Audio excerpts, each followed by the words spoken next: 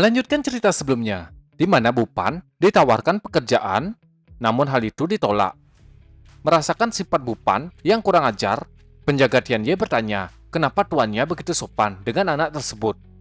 Tianye mengatakan, dia masih muda, jadi adalah hal yang wajar kalau dia emosian.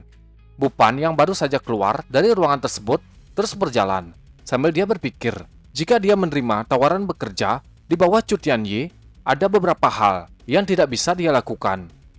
Saat berjalan, Bupan melihat ke sebuah ruangan.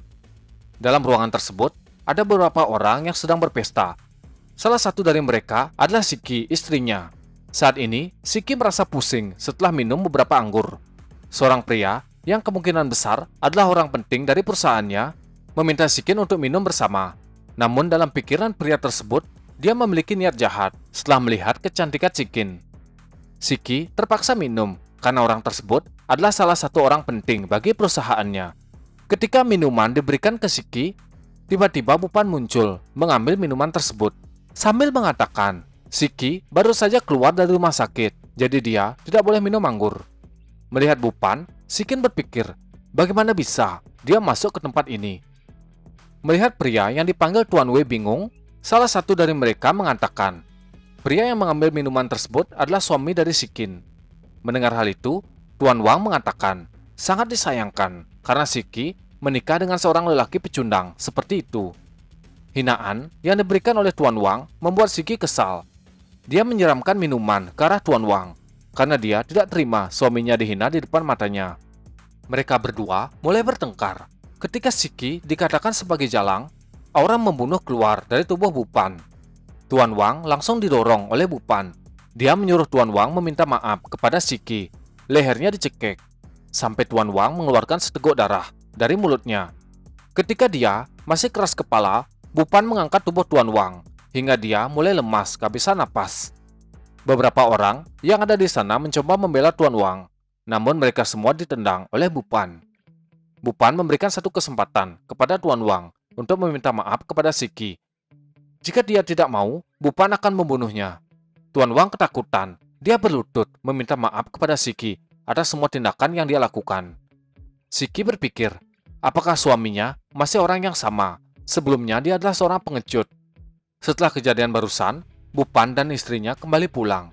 Di dalam mobil, Shiki mengatakan dia menikahi Bupan karena tekanan keluarga, dan alasan lain, Bupan bisa menjadi tameng. Namun semua itu sudah diketahui oleh Bupan. Di dalam mobil, Bupan menemukan sebuah kertas. Itu adalah surat perceraian antara Bupan dan Shiki.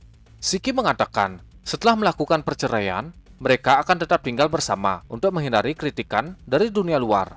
Dalam kesedihan, Bupan menandatangani surat tersebut. Di kehidupan sebelumnya, Bupan tidak bisa memberikan kebahagiaan kepada Shiki. Namun sekarang, dia akan memberikan kebahagiaan tersebut. Di saat suasana canggung, ada telepon masuk.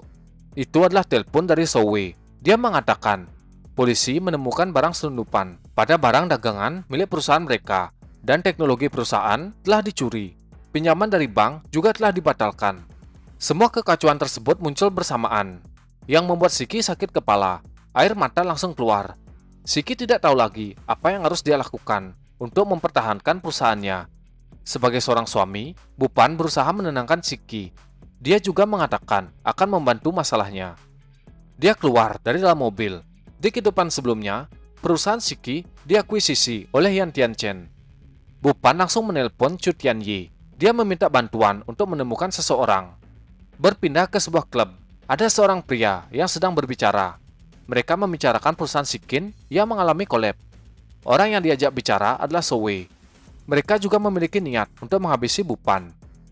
Ketika mereka berbahagia dengan kolapsnya perusahaan Shiki, tiba-tiba So Bupan muncul, menerobos masuk ke ruangan tersebut. Dia datang untuk mencari Yang Tiancheng. Melihat Yang Tiancheng bingung, Sowe menjelaskan pemuda tersebut adalah Bupan. Bupan merasa kejadian yang terjadi pada perusahaan Shiki memang dilakukan oleh perusahaan Tiancheng.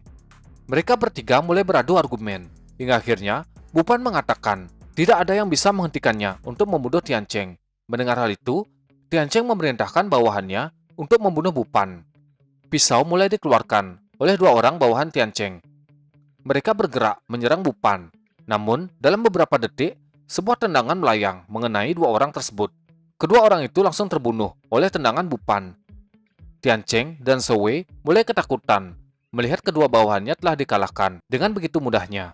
Bupan mendekat ke Zhou Wei. Dia mengingatkan Zhou Wei, ketika dulu dia masih menjadi mahasiswa yang miskin, si Qilah yang telah membantunya. Namun sekarang dia malah mengkhianatinya. Sebuah pukulan yang diselimuti aura yang kuat mengenai tubuh Zhou Wei. Bupan juga datang ke Tian Cheng. Dia seperti seorang iblis yang baru saja keluar dari neraka. Tian Cheng mengancam Bupan. Jika dia berani membunuhnya, ayahnya, Yang Baye, akan membunuh Bupan.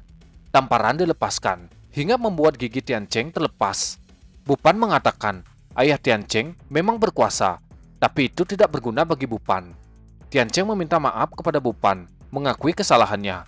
Bupan mengingatkan Tian Cheng agar dia tidak berurusan lagi dengan perusahaan Ye. Kalau tidak, Bupan akan membunuhnya. Setelah memberikan ancaman, Bupan menginjak kaki Tian Cheng, kemudian pergi dan menelpon si Qi, mengatakan dia telah menyelesaikan masalah perusahaan Ye. Berpindah ke Villa Chu Tianyi, penjaga Tianyi mengatakan ada kabar kalau Bupan telah menghajar Tian Cheng. Tianyi mengatakan Tian Cheng adalah putra satu-satunya dari Yang Baye. Ini pasti akan menarik, musuh akan menjadi teman. Penjaga Tianyi bertanya, apakah itu berarti ketika Bupan dalam masalah, dia akan datang kepada mereka untuk meminta bantuan?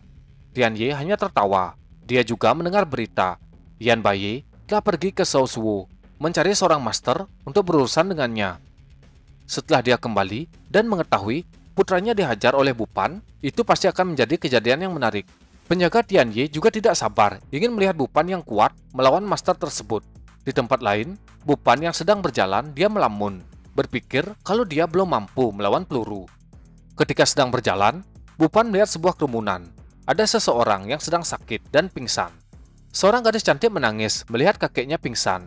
Dia telah memanggil dokter. Bupan yang melihat gadis tersebut merasa familiar. Dia adalah Long Yue, dewi tercantik di kampusnya. Dokter akhirnya datang. Dia memeriksa keadaan kakek Long Yue, mengatakan kakeknya dalam keadaan kritis. Penyakit kakeknya sangat aneh. Jika ingin menyelamatkannya, dia harus segera dioperasi. Namun, di balik perkataan sang dokter, dia memiliki niat jahat. Bupan yang melihat penyakit kakeknya tiba-tiba berkata, dia bisa dengan mudah menyelamatkan orang tersebut. Perkataan Bupan membuat perhatian semua orang teralihkan. Long Yue menatap Bupan. Dia merasa tidak asing dengan pria tersebut.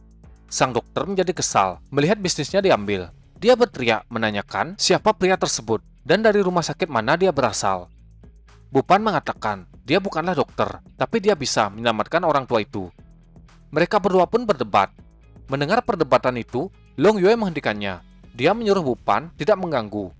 Merasa dirinya diremehkan, Bupan tidak peduli lagi. Dia akan pergi ke tempat tersebut. Namun keadaan kakek Long Yue semakin parah. Saat ini, orang tua itu memuntahkan seteguk darah dari mulutnya, yang membuat Long Yue semakin khawatir. Di sana juga ada saudara Long Yue, dan meminta mengantarkan kakeknya ke rumah sakit untuk dioperasi. Bupan tiba-tiba berhenti. Dia berpikir, menyelamatkan nyawa seseorang adalah tindakan yang baik.